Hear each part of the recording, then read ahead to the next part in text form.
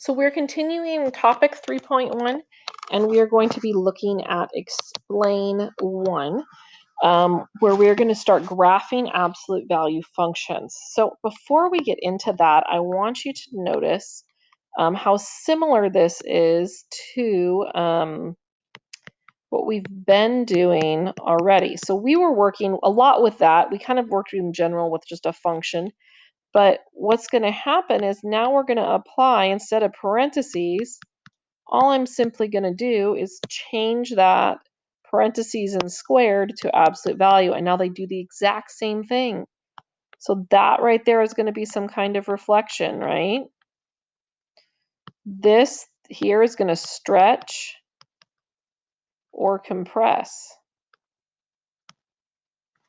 This is going to make it move left or right. And again, opposite coming out of the parentheses, absolute value, whatever.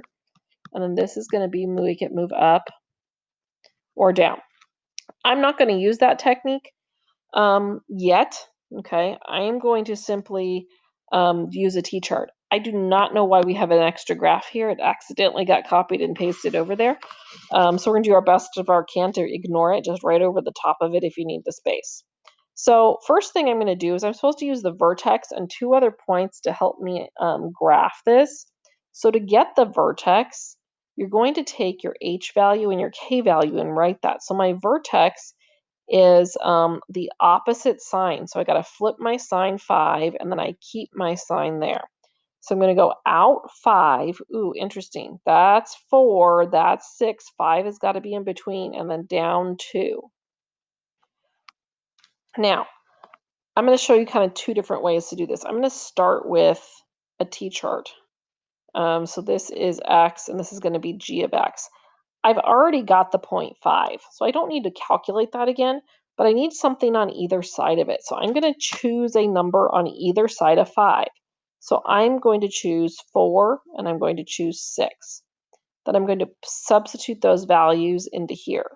So I've got 4 times the absolute value of 4 minus 5 minus 2. Well, 4 minus 5 is negative 1. So absolute value of negative 1 is 1, times 4 is 4. So 4 minus 2 is 2. So I have the point out 4, up 2. Now we're going to do 6. So we have 4 times the absolute value of 6 minus 5 minus 2. 6 minus 5 is 1.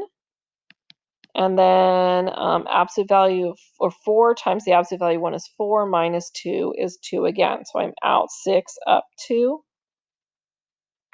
And then I draw my absolute value. The other way you can think about this is this here acts like a slope in a line, and I could have counted from this point and gone up 4. Remember, it's scaled in 2s. So 2, 4, and over 1. And then I do the same thing the other direction. 2, 4, because it's symmetric, and over 1. So let's try one more.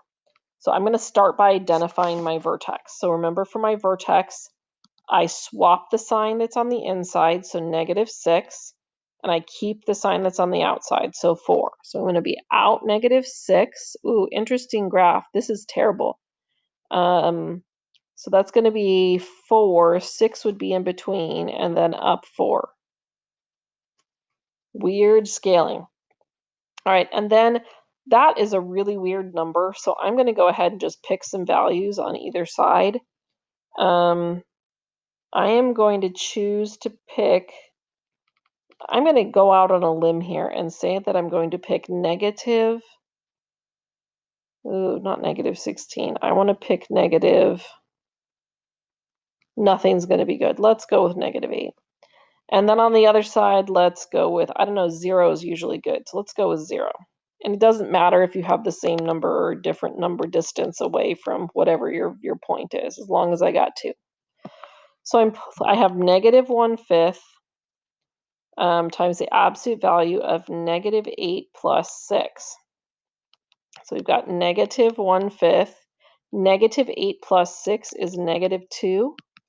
So I've got negative 1/5 times 2, which is going to be negative 2/5. That's terrible. So we've got to go out negative 8 and up 2/5, which is going to be kind of hugging the axis there. Now I'm going to plug in the 0. So absolute value of 0 plus 6.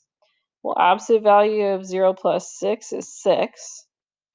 And then we'd have negative 1, negative 6/5. So it's going to be out 0 and down a little bit more than 1, but not quite to 2.